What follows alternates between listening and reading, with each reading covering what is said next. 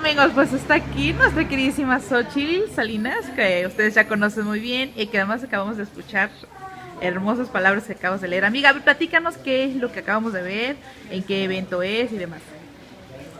Fue una lectura en voz alta que hicimos con mi círculo de lectura. Esta actividad la titulamos Leer por Placer, precisamente porque forma parte de un evento que promueve la diversidad sexual. Entonces, todas las lecturas estuvieron enfocadas a las distintas formas de relaciones interpersonales. Hubo, por supuesto, dentro de la diversidad, las relaciones homosexuales, femeninas y masculinas, también las relaciones heterosexuales, y uno de mis compañeros, Fernando Rebollo, habló sobre transvestismo.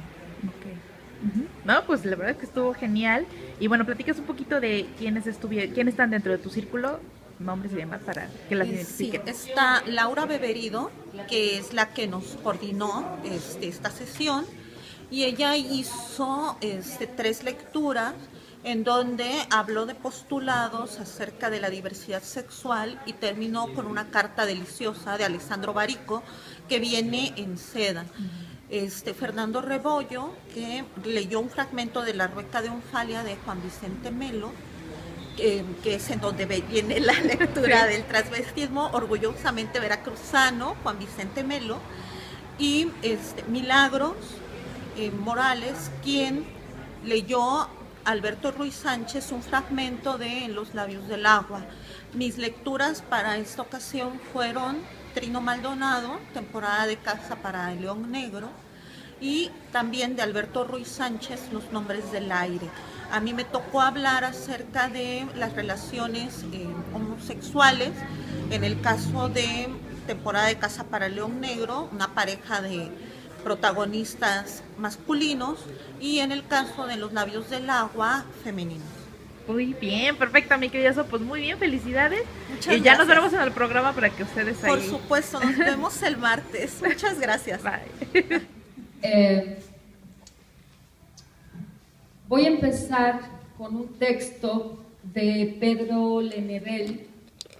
Pedro Lemebel nació en Chile en 1952, es escritor, cronista, artista, performancero, ha gozado de la beca Guggenheim. Sus primeros libros, No tengo miedo torero, La esquina de mi corazón, Adiós Mariquita linda,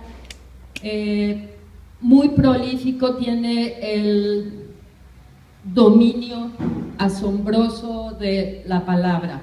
Él fue apoyado por Bolaño, que intervino para su internacionalización. De Pedro Lemebel, Manifiesto. Hablo por mi diferencia. No soy Pasolini pidiendo explicaciones. No soy Ginsberg expulsado de Cuba. No soy un marica disfrazado de poeta. No necesito disfraz. Aquí está mi cara. Hablo por mi diferencia. Defiendo lo que soy y no soy tan raro.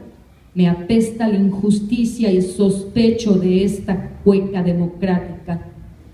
Pero no me hable del proletariado, porque ser pobre y maricón es peor.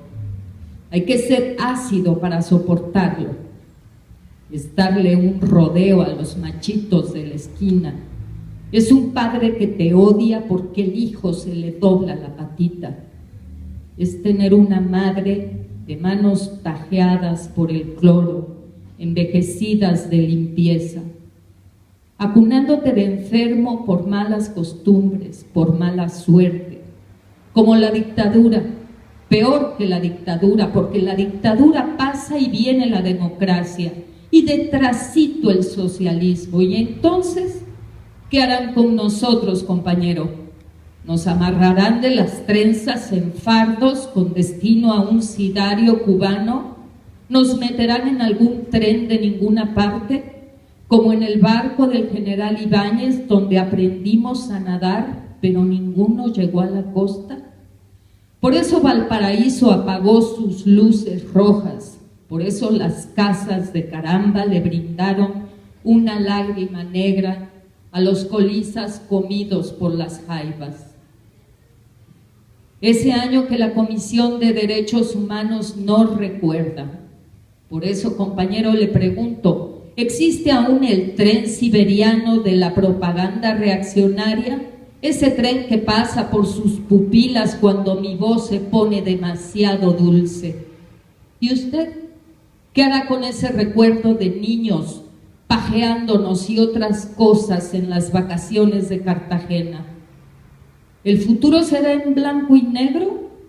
¿El tiempo en noche y día laboral sin ambigüedades? ¿No habrá un maricón en alguna esquina desequilibrando el futuro de su hombre nuevo?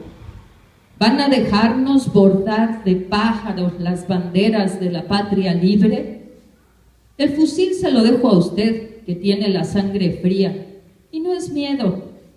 El miedo se me fue pasando de atajar cuchillos en los sótanos sexuales donde anduve. Y no se sienta agredido si le hablo de estas cosas y le miro el bulto. No soy hipócrita. ¿Acaso las tetas de una mujer no lo hacen bajar la vista? ¿No cree usted que solos en la sierra algo se nos iba a ocurrir?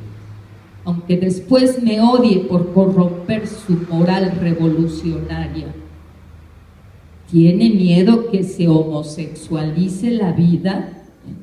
Y no hablo de meterlo y sacarlo y sacarlo y meterlo solamente. Hablo de ternura, compañero. Usted no sabe cómo cuesta encontrar el amor en esas condiciones. Usted no sabe qué es cargar con esa lepra. La gente guarda las distancias, la gente comprende y dice, es marica, pero escribe bien. Es marica, pero es buen amigo. Ay, es súper buena onda. Yo no soy buena onda. Yo acepto al mundo sin pedirle esa buena onda. Pero igual se ríen. Tengo cicatrices de risas en la espalda. ¿Usted cree que pienso con el poto y que al primer parrillazo de la CNI lo iba a soltar todo? ¿No sabe que la hombría nunca la aprendí en los cuarteles? Mi hombría me la enseñó la noche, detrás de un poste. Esa hombría de la que usted se jacta, se la metieron en el regimiento.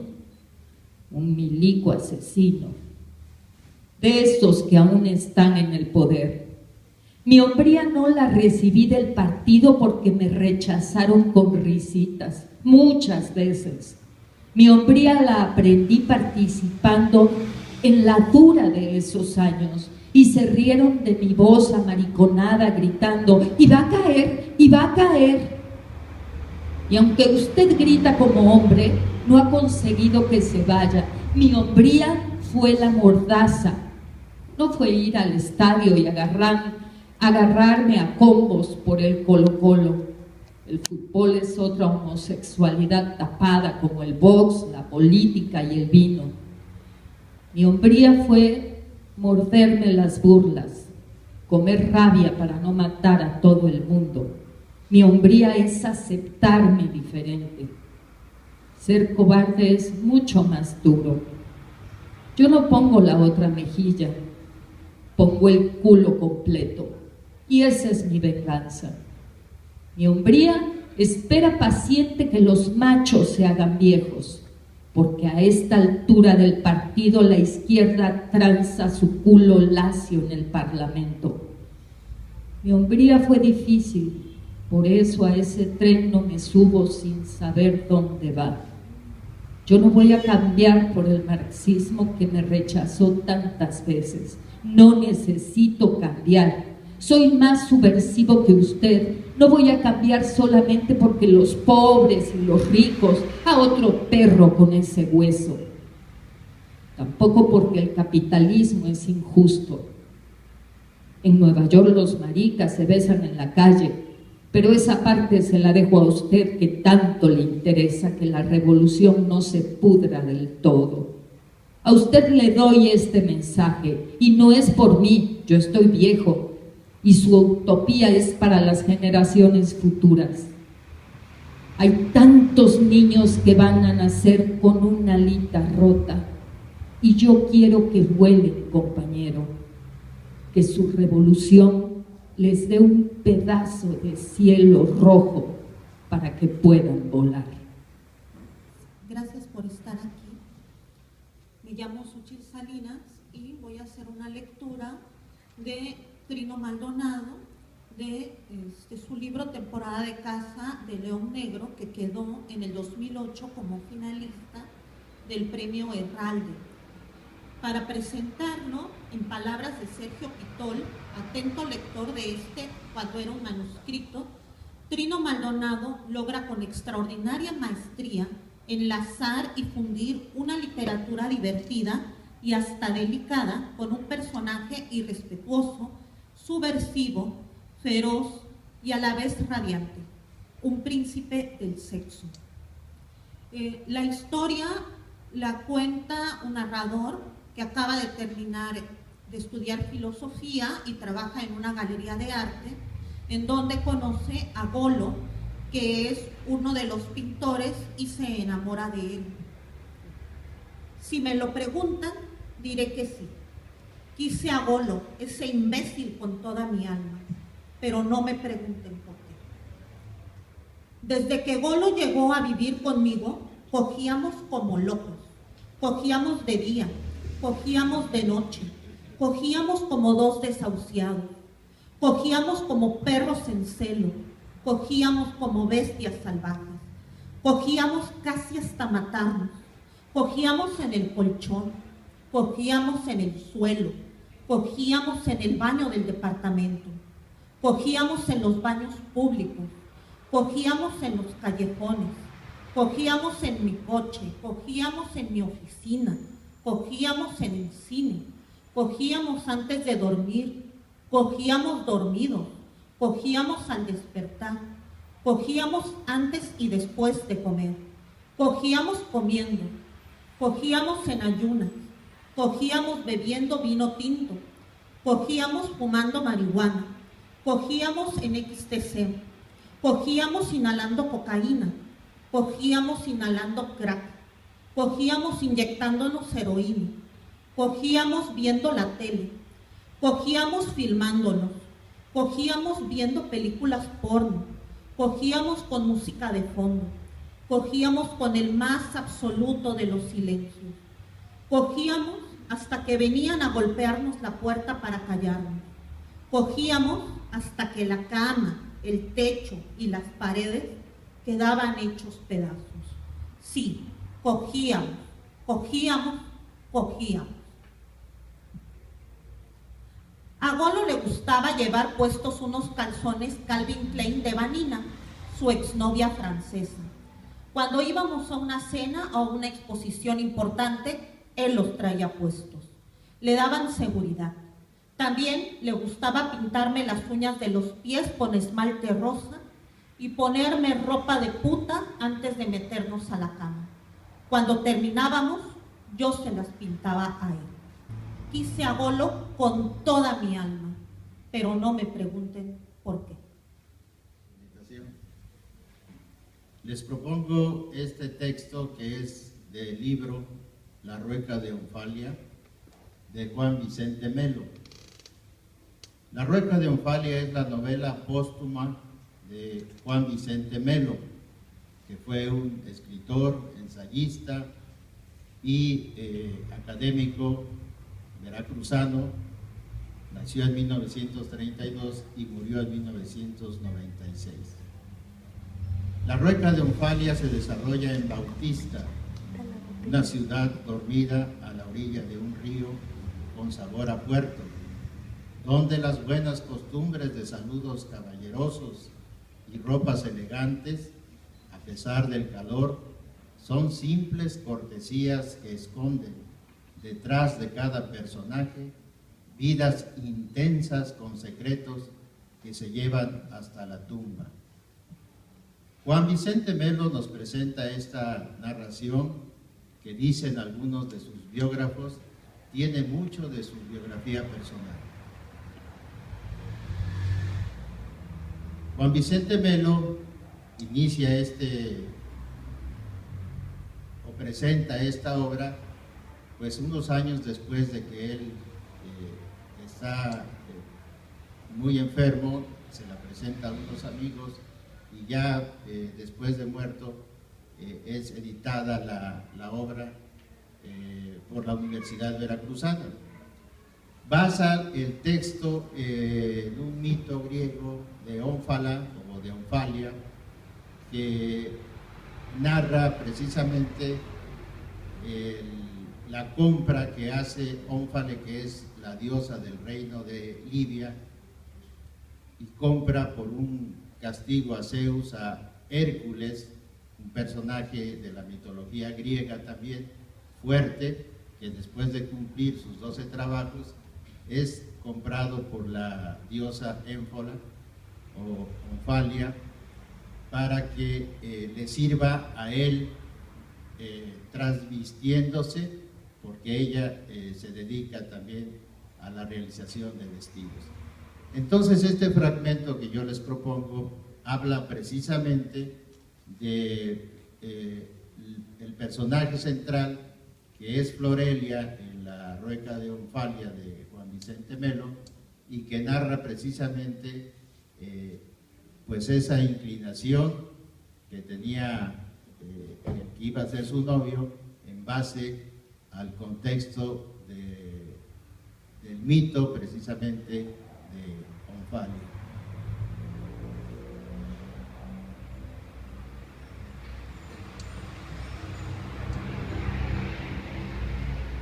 Un día descubrí a la señorita Florelia cosiendo un vestido de novia muy bonito. Entre paréntesis, dicen que todos los vestidos de novia son bonitos. Lo que pasa es que no todas las novias son bonitas. Y la señorita Florelia va a ser una de esas novias lindísimas, porque tienen porte de reina, y sus atuendos los envidiaría su graciosa majestad de España o las soberanas de Portugal e Italia.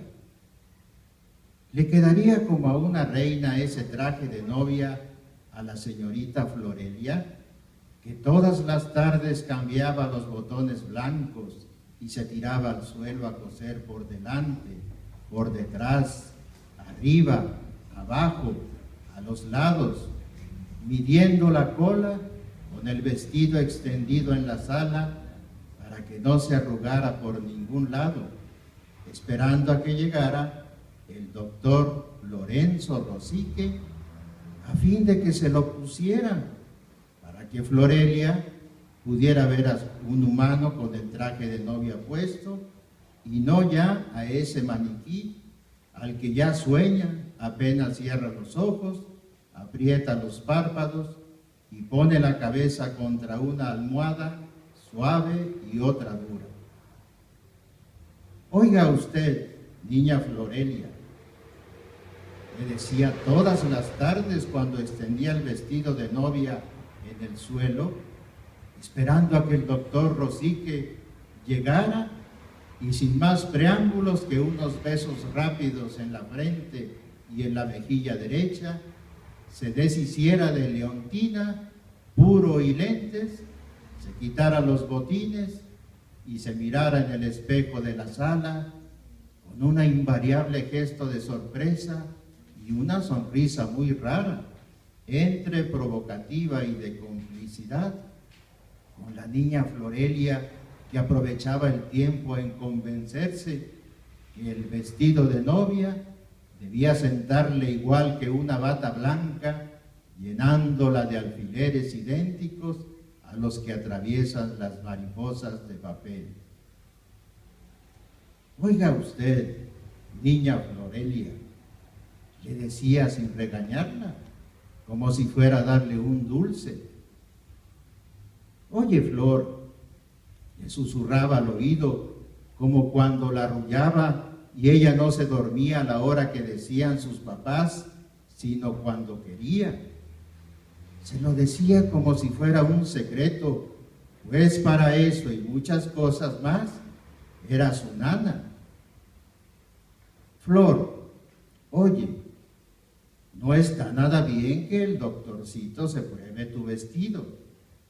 Entre otras razones porque los novios no deben ver los vestidos de sus novias antes del matrimonio civil o del religioso. Y sobre todo porque ¿dónde se ha visto que el novio se vista de mujer fuera de los tiempos de carnaval?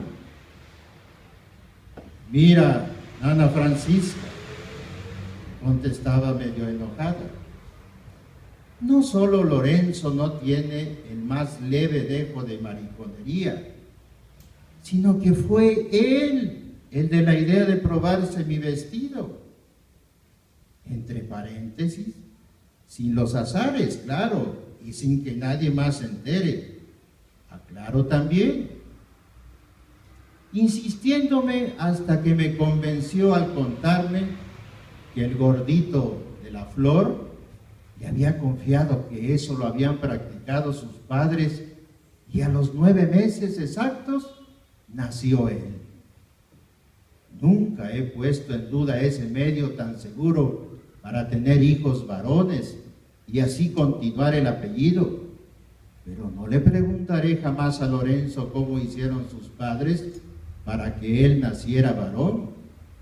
No le fuera a pasar como a papá y mamá Cue, que por no habérseles ocurrido ese método tan sencillo, había nacido ella, sin ninguna culpa de haber nacido mujer, impidiendo así que el apellido luciera de generación en generación para tranquilidad de toda la familia y envidia de no pocos señores y señoras.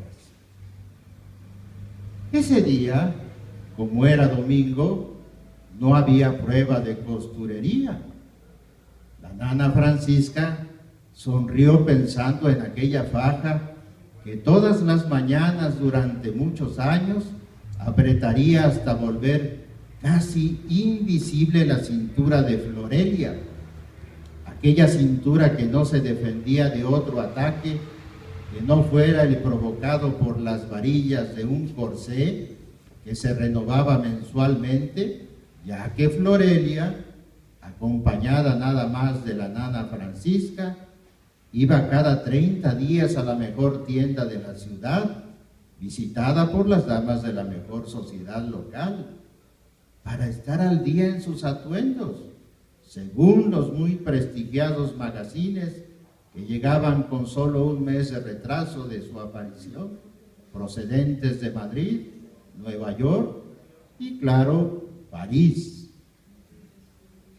El tiempo vuela y un día el doctor Rosique dijo que el vestido estaba listo porque a él le quedaba perfectamente y que solo le gustaría un poco más largo el velo que descendía de la cabeza hasta aquella cinturita.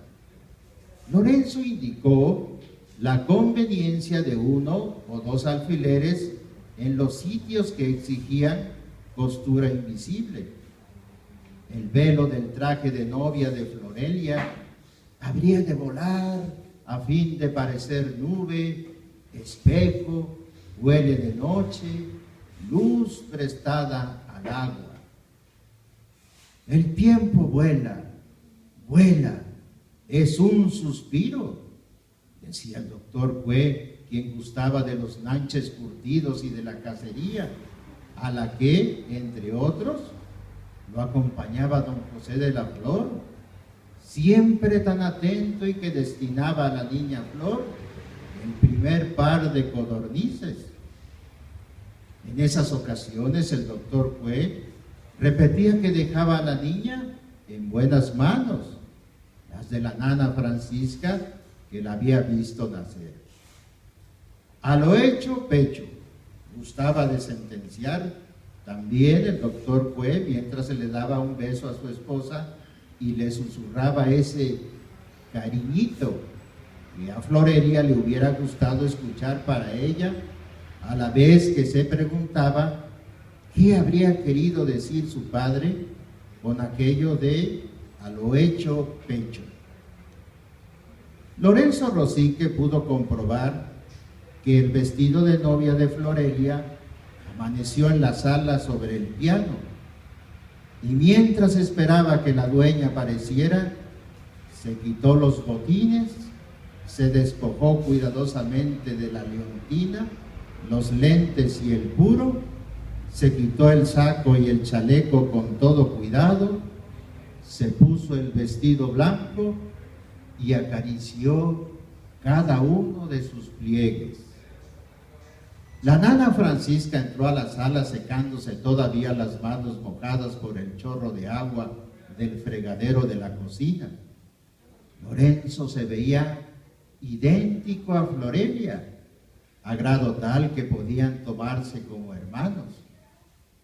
Vio que Lorenzo se aproximó como respuesta a su grito hasta quedar frente a ella.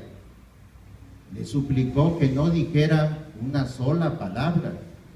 Confirmó que Florelia se dirigía al piano, lo abría hasta que el teclado se mostró completo a los rostros admiradamente felices de los tres. Florelia arrimó el banquillo. Lorenzo, con el vestido de novia de la hija del doctor Cue, se retiró a un extremo del salón, no sin antes invitar con los ojos a la nana Francisca a que ocupara sitio principal en la sala. Florelia Cue comenzó a tocar las mariposas de Grieg. Creyó milagros, y este es el primero de 5 libros que pertenecen a un grupo que denomina el Quinteto Mogador, porque todos los libros tienen como un espacio dentro de esa ciudad. Mogador, la ciudad del deseo, que en realidad se llama Essaouira y está en Marruecos. Los 5 libros que forman el Quinteto Mogador son Los nombres del aire, En los labios del agua, Los jardines secretos de Mogador, La mano de fuego y finalmente 9 veces el asombro. Como vemos, utiliza los elementos de la naturaleza, que son agua, aire, tierra y fuego, y el quinto elemento, que es el asombro, que es el que los une, tiene que ver con la tradición marroquí de la Hamsa, la mano de Fátima, que es la que protege y es el talismán de todos los amantes del deseo. A continuación, me permitiré leerles un fragmento acerca de Los nombres del aire. La protagonista es una mujer, se llama Fatma, y nos habla del deseo femenino. Como todas las mujeres de Mogador, Fatma frecuentaba el hammam, que durante las mañanas abría sus humedades tan solo a cuerpos femeninos, reservando el agua de sus tardes para lubricar las asperezas de la complicidad masculina. ¿Qué era el hammam por la mañana? Torbellino secreto, grito, pastilla de jabón disuelta en agua, cabellera enredada, hierbas de olor evaporadas, un gajo de naranja en una fuente de semillas de granada, menta, hashish, en los labios gruesos las depilaciones apresuradas, sandalias de madera hinchada, tierra roja para teñir el pelo, un durazno mordido, flores obesas, azulejos vivos, la desnudez sumergida que se mueve como el reflejo de la luna en el agua. Al igual que el horno público al que cada mujer lleva a amasar su harina y hablando con las otras mientras esperan a que su pan se haga, el hammam es uno de los lugares en donde las mujeres de Mogador pueden tejer los hilos delgados de sus complicidades. Ninguna de las 3 religiones mayoritarias de la isla ha logrado extender sus prohibiciones hasta el hammam. Dentro de sus muros, ninguna frase del Corán, del Talmud o de la Biblia puede ser pronunciada, mucho menos escrita y se supone ni pensada. Las mujeres se cuidan siempre de entrar con el pie derecho y salir con el izquierdo, como si tan solo un paso fuera dado entre la entrada y la salida. Así sitúan a la hammam fuera del espacio y del tiempo. Por lo tanto, en el hammam tienen sus propias leyes, que son las de la purificación total. Está pensada en el cuerpo. Se trata de extraer toda la tristeza porque es considerada como dañina y ejercitarlo en el placer, que es lo que lo revitaliza. Son las leyes de la más vieja brujería que busca estimular la belleza y la vida, ocultando las declinaciones de la edad. Lo que afuera es ilícito, desde el hammam es tan inconsistente como una fruta cuya cáscara se diluye en el aire y no sabe ya dónde comienza. Las temperaturas progresivas, los cuerpos surgiendo del vapor como si fuera su materia, las voces y sus ecos, los masajes infalibles, la enorme fatiga y la excitación adormecida son algunas de las 1000 felices antesalas que la asidua de la hammam recorre en su viaje sin meta. El descanso y la limpieza no son lo primero que se busca en el hammam, aunque pueden ser algunas de sus consecuencias.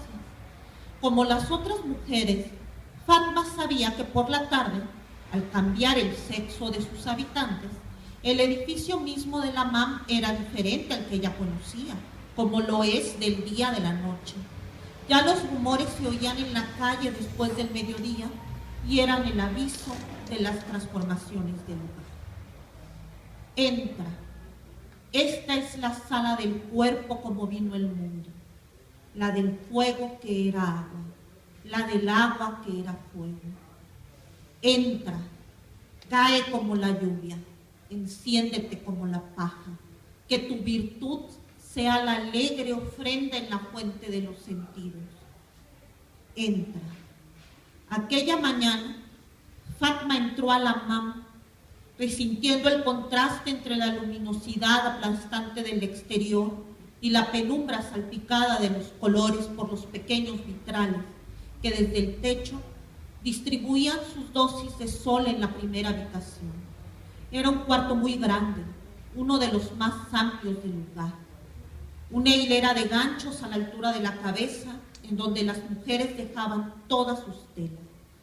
Junto a la puerta había una silla alta desde la cual una mujer obesa y vociferante cuidaba las cosas de todas y recogía el dinero que cada una pagaba para iniciar el recorrido de las aguas. Fatma veía de golpe más de 100 telas diferentes colgadas en los muros. Los mantos, las túnicas, los velos reunían más tejidos que en cualquier almacén de mugador. Tenían colores, motivos que no podían ser vistos juntos ni en los baúles de los comerciantes que venían del oriente. Cada tela parecía más suave que las otras. La diferencia entre cada una era sutil, pero decidida como el filo de la navaja. Fatma pensaba que sus dedos enloquecerían de placer si tuviera que orientarse entre esas texturas, y no podía elegir ni rechazar ninguna. Al quitarse la ropa y sentir sobre su cuerpo la luz intensificada y coloreada por los vitrales del techo, Fatma se había sentido tocada con la delicadeza por alguien que la tocaba de la misma manera a las que todas entraban con ella.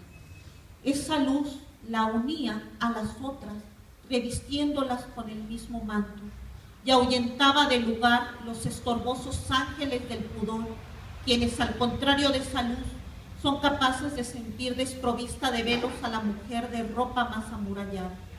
Vestida del color de los cristales, Fatma entraba discretamente en conversación con las otras, solo con mirarlas, bajo los reflejos, siguiéndolas a la distancia, y entró en la segunda habitación. Ahí los cristales ya no velaban las miradas y la piel era devuelta con su propio color. Los muros estaban cubiertos de mosaicos pintados con grecas y trazos voluptuosos que en todo se acomodaban a los pliegues más recónditos de los cuerpos, convirtiéndolos totalmente en un eco infinito. Ya no los ocultaban, los exponían en su existencia y multiplicaban los secretos. Se confundían los cuerpos con las imágenes, otorgándoles la extensión más sutil de la sombra. Fatma dejó que su mirada se hundiera en los huecos dibujados de la pared, porque esos ya eran sus propios huecos. Humedeció la ondulación de sus cabellos en el agua de una fuente y fue tomando sobre su piel empapada los reflejos que antes solo brillaron en los mosaicos. Fatma llegaba entrecerrando los ojos para sorprenderse con una cabalgata de mujeres llameantes sobre leones. Estaban hundiéndose el hocico entre las piernas.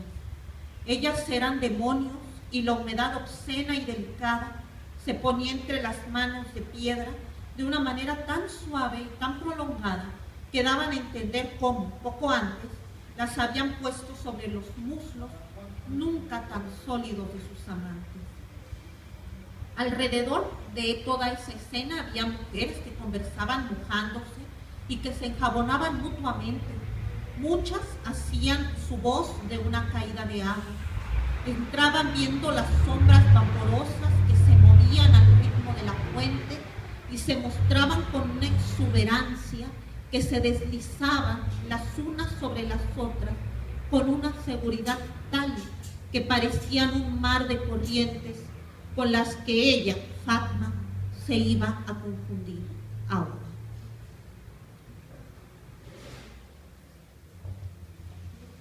Aquella mañana, Fatma había pasado ya por el salón de vapores y por la alberca en temperaturas diferentes. Entraba a uno de los jardines más tranquilos de la Hammam cuando sintió en sus labios la humedad agresiva del falso atardecer. Reconoció sobre la cara la sensación que desde niña la había divertido, pero ahora estaba vestida por el vapor de las aguas termales y sentía también en los otros labios de su cuerpo esa presión tibia y nebulosa. Quiso defenderse de aquel contacto fingiendo indiferencia. Fatma no pretendía escuchar la música que comenzaba a tocarle el cuerpo. Sus cuerdas pendían ya desde hace algún tiempo de las manos que la templaban, pero ella trataba de hacer de su oído fuera fiel a sus exigencias del anterior. Gracias. Decir una palabra.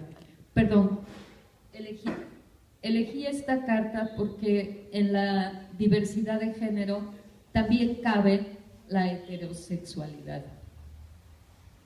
Madame Blanche le recibió sin decir una palabra. El cabello negro, reluciente, el rostro oriental perfecto. Pequeñas flores azules en los dedos como si fueran anillos. Un vestido largo, blanco, casi transparente, los pies desnudos. Hervé Joncourt se sentó frente a ella, sacó de un bolsillo la carta. ¿Os acordáis de mí? Madame Blanche asintió con un milimétrico gesto de cabeza. Os necesito otra vez. Le tendió la carta. Ella no tenía ninguna razón para hacerlo, pero la cogió y la abrió. Miró las 7 hojas una a una, después levantó la vista hacia Hervé Joncourt. Yo no amo esta lengua, monsieur. Quiero olvidarla y quiero olvidar aquella tierra y mi vida allí y todo. Hervé Joncourt permaneció inmóvil con las manos aferradas a los brazos del sillón. Voy a leer por vos esta carta, lo haré. Y no quiero dinero, pero quiero una promesa. No volváis jamás a pedirme esto.